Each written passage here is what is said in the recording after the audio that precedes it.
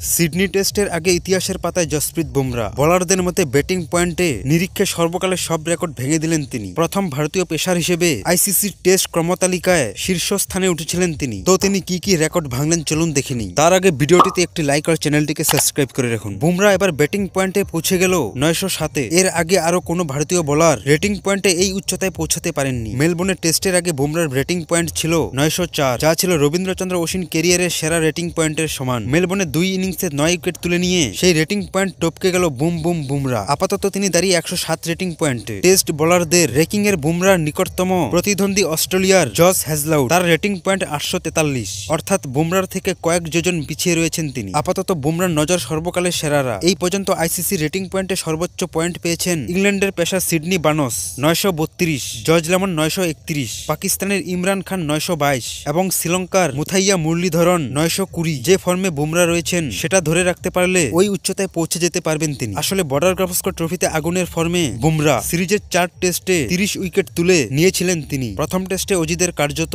বুমরার একার কাছেই হারতে হয়েছে। এই আগুন ফর্মের পুরস্কার পেয়েছেন তিনি। সিডনির টেস্টে অবশ্য বুমরার কাছে আরও এক রেকর্ড ভাঙার হাতছানি রয়েছে। সিডনিতে 3টি উইকেট পেলেই বর্ডার গাভাস্কর ট্রফির ইতিহাসে এক সিরিজে সর্বোচ্চ উইকেটে সংগ্রাহক হয়ে যাবেন তিনি। টপকে যাবেন হরভজন সিংকে। 2000 থেকে 2001 থেকে বর্ডার গাভাস্কর ট্রফিতে দেশের মাটিতে হরভজন সিং এক সিরিজেই পেয়েছিলেন 32 উইকেট। চলতি সিরিজে 4 ম্যাচে বুমরা পেয়েছেন 30 উইকেট, অর্থাৎ শেষ টেস্টে মাত্র 3 উইকেট পেলেই তিনি টপকে যাবেন হরভজনকে।